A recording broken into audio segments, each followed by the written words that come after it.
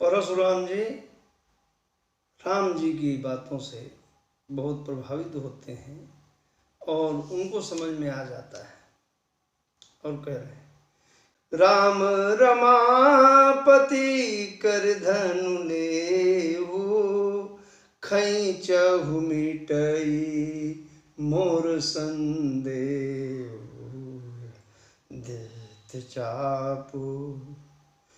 देत चापू आपुही चली गयऊ। धनुष देते ही कह रहे हैं कि लीजिए, और धनुष अपने आप चला जा रहा है राम जी के पास में। परशुराम जी कन्फर्म हो जाते हैं और कह रहे हैं कि जय सुरवीप्र धेनु हितकारी, जय सुरवीप्र धेनु हितकारी, जय मद मोह को भ्रमहारी।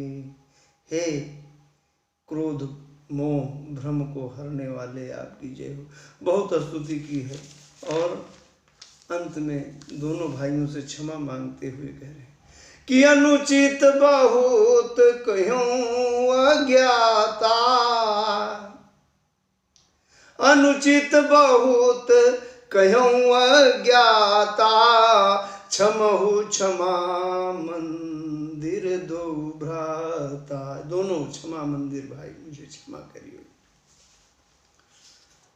समझने की बात है कि यदि सबसे बड़ी बात है कि अपनी गलती का एहसास करना। हम कितनी भी बड़ी गलती कर दें लेकिन अपनी गलती नहीं मानते। हमारे भगवान परशुराम जी हमको संदेश दे रहे हैं कि हमारी उम्र चाहे जितनी, लेकिन अगर हमने गलती की है, और सबसे बड़ी गलती जो मेरी समझ में आती है कि परशुराम जी की, कि किसी की बच्ची के विवाह में जाकर के विघ्न पैदा करना, इससे बड़ी गलती कोई हो ही नहीं सकती। और मैं अक्सर वैवाहिक कार्यक्रमों में देखता हूँ कि कुछ बूढ़े लोग, कुछ जवान ऐसी हरकतें कर जाते हैं जो बिल्कुल नागवार है, नहीं करना चाहिए। अब चले जाते हैं परशुराम जी। विश्वामित्र जी कहते हैं कि विवाह तो धनुष के अधीन था, विवाह तो हो गया समझो, लेकिन जैसा भी जो हमारे कुल समाज की परंपरा है उसका निर्वहन कर। देखिए मानस कह रहा है कि आप सामाजिक व्यवस्थाओं के अंतर्गत जो आपके यहाँ ट्रेडिशनल चला आ रहा है उस व्यवहार को करिए। तदपि जाई तुम करहु अब जथा वंश व्यवहार, बूझ भी प्रकुल वृद्ध गुरु वेद विदित आचार। दूत को भेजिए अयोध्या, वहां से दशरथ जी को बुलवाइए। यहाँ पर जितने कारीगर लोग हैं, डेकोरेशन वाले, खाना बनाने वाले, कैटरर्स, मंडप छाने वाले, सब अपना अपना कार्यक्रम चालू कर देते हैं। उधर दूत गए हैं, इधर कार्यक्रम चालू है। और गोस्वामी जी लिख रहे हैं कि जनकपुर के नगर के बारे में लिख रहे हैं। बहुत लंबा है, मैं नहीं जाऊंगा, सिर्फ एक चौपाई पकड़ता हूं कि जनक भवन कई शोभा जैसी, जनक भवन कई शोभा जैसी, गृह गृह प्रतिपुर देखिए तैसी। जनक भवन जैसा सजावट जनक जी के घर का है, वैसी ही सजावट हर घर की है। देखिए, मैं जहां तक पढ़ा हूं इतिहास और मानस, मैंने आज तक सिर्फ 2 शासकों के शासन क्षेत्र में देखा है कि जैसा राजा का घर है वैसा ही प्रजा का भी घर है। नहीं तो राजा तो रहेंगे 40 बीघे की बनी हुई हवेली में, और जो गरीब है वो सड़क के किनारे लेटा हुआ है और वहां से भी डंडा मार करके भगाया जा रहा है। 4 दिन पहले इंदौर नगर निगम के लोगों ने कुछ बूढ़े लोगों को खुले ट्रक में डाल करके ले जाके शहर के बाहर सड़क के किनारे फेंक दिया है। भगवान जाने जो लोग फेंकने में रहे होंगे उनकी कैसी बुद्धि रही होगी। मैं होता तो बोल देता कि भाई आप मेरा इस्तीफा ले लीजिए, मैं तो नहीं कर पाऊंगा। खैर, और दूत पहुंचते हैं अयोध्या नगर में और लिख रहे हैं गोस्वामी,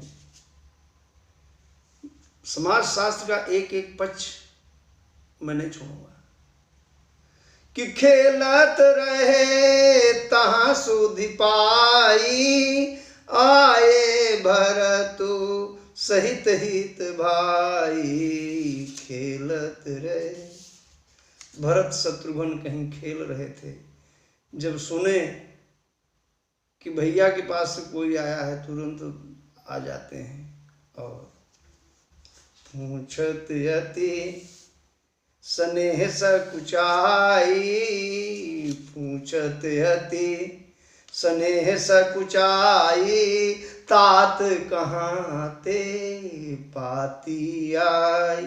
हे पिताजी कहाँ से चिट्ठी आई।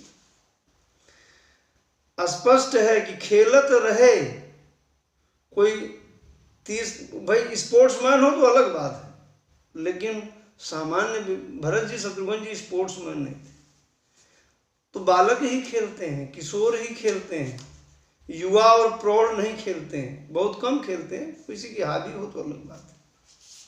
तो अब वो चिट्ठी लाने वाले बताते हैं पूरी घटना जो वहाँ हुई है, जो हम पहले वर्णन कर चुके हैं, उधर मैं नहीं जाऊँगा। हमारे दशरथ जी बड़े प्रसन्न होते हैं और उनको निछावर देने लगते हैं। ये है निछावर दे रहे हैं, और जो चिट्ठी लेकर के दूत गए हैं वो लेते नहीं, कहते ना बिटिया के घर पानी थोड़ो पिए। समाज को समझना पड़ेगा कि उस मतलब राजा के दूध नहीं ले रहे हैं और हम लोग अपने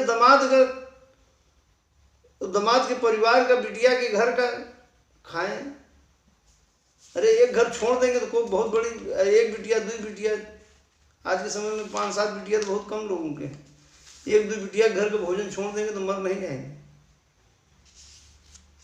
और बेटी के यहाँ भोजन क्यों नहीं करना चाहिए, कभी कोई पूछे तो मैं बहुत इसका सामाजिक परिप्रेक्ष्य में विश्लेषण कर सकता हूँ।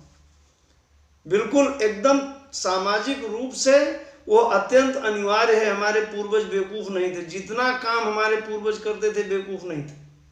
हम ज्यादा बुद्धिमान हैं इसलिए भोग रहे हैं। खैर, गोस्वामी जी लिख रहे हैं बगल से कि कही नीति ते मूंदहि काना, धर्म विचारी सब ही सुख माना। सब सोचते हैं अयोध्यावासी की, वाह कैसी जगह राम जी की शादी हो रही है कि वहां के नौकर तक इतने संस्कारी हैं कि बताओ बिटिया के यहाँ का कुछ ले नहीं रहे। राजा रानियों को बुलाते हैं और चिट्ठी पढ़ करके सुनाते हैं। ब्राह्मण लोगों को बुलाया जाता है और बहुत सारा दान रानी लोग देती हैं ब्राह्मणों को, और हमारे दशरथ जी भरत जी को कहते हैं, अरे बारात की तैयारी करो भाई। व्यवस्था होती है, घोड़े, हाथी और रथ तैयार किए जाते हैं, बारात चलती है। राम जी की बारात जा रही है भाई, हम भी बाराती हैं, इसीलिए कोट पहने हुए। राम जी की बारात चल रहे हैं, कोई तमाशा है, ऐसे चल पड़ेंगे।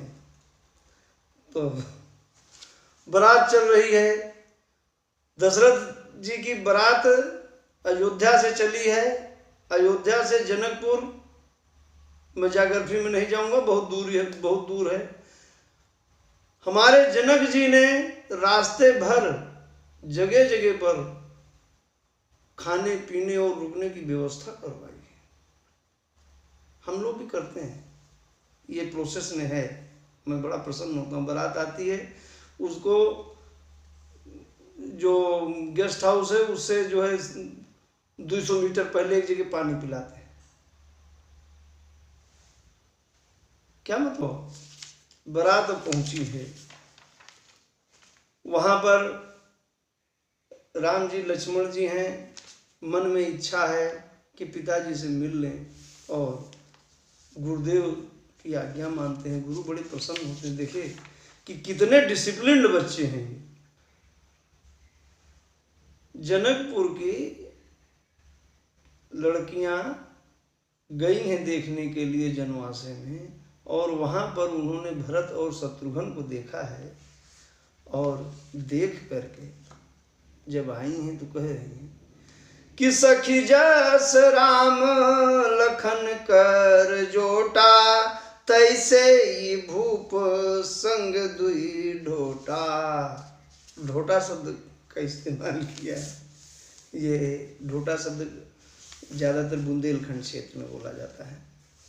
और सब आपस में भगवान को मनाने लगती हैं कि हे प्रभु, कुछ ऐसा हो जाता है कि इन चारों की शादी, यहाँ भी 4 हो जाती तो बड़ा अच्छा होता।